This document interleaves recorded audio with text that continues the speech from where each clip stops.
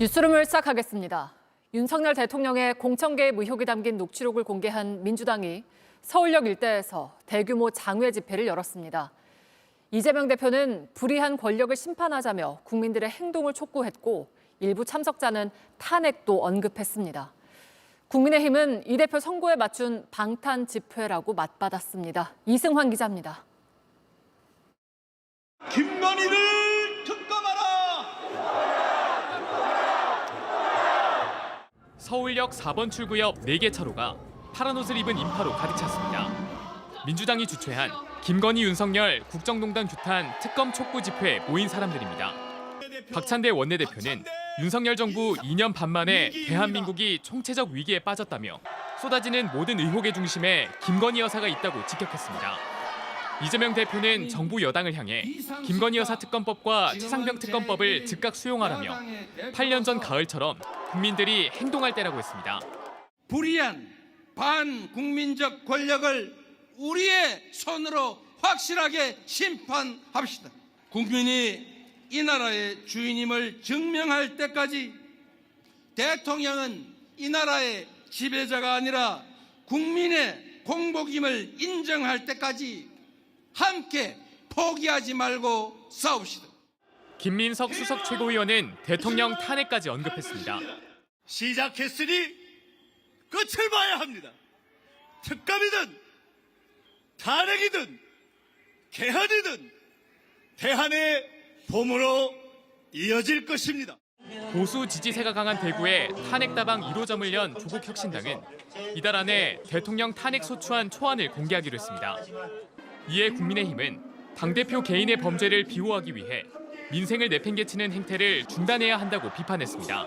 사법 리스크를 피하고 이재명 대표를 구하려고 또 스스로 방탄하려고 민주당은 지금 사활이 되어 있습니다. JTBC 이승환입니다. 대통령실을 상대로 한 국회 운영위원회 국정감사는 오늘 새벽까지 이어졌습니다. 야당은 윤 대통령 부부의 공천 개입 의혹을 제기했고 대통령실과 여당은 근거 없는 의혹 제기라며 맞섰습니다. 창원 국가산업단지를 선정하는 과정에서 명태균 씨가 원희룡 전 국토부 장관과 소통했다는 증언도 나왔습니다. 송승환 기자입니다. 증인으로 나선 강혜경 씨는 창원 국가산업단지의 지역을 선정할 때 명태균 씨의 의견이 반영됐다고 했습니다. 이 부분에 대해서 이제 명태균 씨가 영향을 미쳤던 걸까요?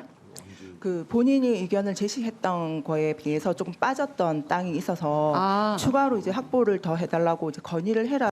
원희룡 전 국토부 장관도 거론됐습니다. 그럼 이 문제에 대해서 원희룡 전 장관 직접 소통했다고 합니까? 저는 소통을 한 걸로 알고 있습니다. 강 씨는 국감장에 참석한 강민국 국민의힘 의원에게 명태균 씨와의 관계를 묻기도 했습니다. 강민국 의원님 정말 죄송한데 명태균 대표님 잘 아시지 않습니까? 의원님께서 찾아오셔가지고 도와달라 하셨다 해서 여론조사를 했었습니다. 거기에 대해서 지금 모든 법적 책임 져야 될 겁니다. 내가 대통령급으로 키워주니까 고마운데 지금 뭐 누구를 아니 모르니 좀 훈계하는 거예요? 민주당 의원들은 정진석 비서실장을 향해 윤 대통령에게 자진 사퇴를 건의하라고 압박했습니다. 닉슨 대통령이 도청 그 자체의 불법을 저질러서가 아니라 거짓말을 했기 때문에 사퇴할 수밖에 없었습니다.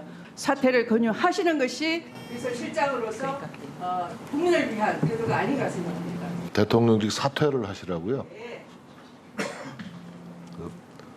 법무부 장관을 지내신 최고 법률가다운 말씀은 아니신 것 같고요. 여당에선 이재명 민주당 대표의 재판을 거론하며 맞불을 놨습니다. 이재명 대표 방탄을 빼고는 설명할 수 없다고 생각합니다. 민주당 내부에서도 이재명 대표 재판에서 당선 무용이 확정될 것이라고 생각하는 것 같아요. 막말과 고성까지 오간 국정감사는 새벽 2시가 넘어서야 종료됐습니다. JTBC 송승환입니다. 윤석열 대통령이 모레로 예정된 내년도 예산안 국회 시정연설에 참석하지 않을 걸로 보입니다. 2달 전 22대 국회 개원식에도 참석하지 않은 데 이어서 대통령이 국회와의 협치를 포기한 거 아니냐는 비판입니다. 강희영 기자입니다.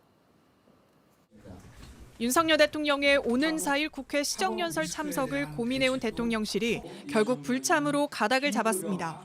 대신 한덕수 국무총리가 연설문을 대독할 걸로 보입니다. 국정으로서는 뭐 총리께서 나가시는 걸로 제가 알고 그게 이제 대통령의 국회 시정연설은 뭐 매년 있는 건 아니고요.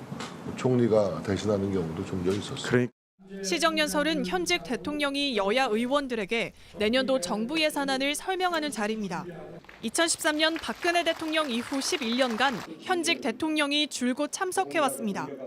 야당에서 김건희 여사 특검법 통과와 대통령 탄핵, 하야 등을 언급하면서 껄끄러워진 야당과의 관계 때문 아니냐는 해석이 나옵니다.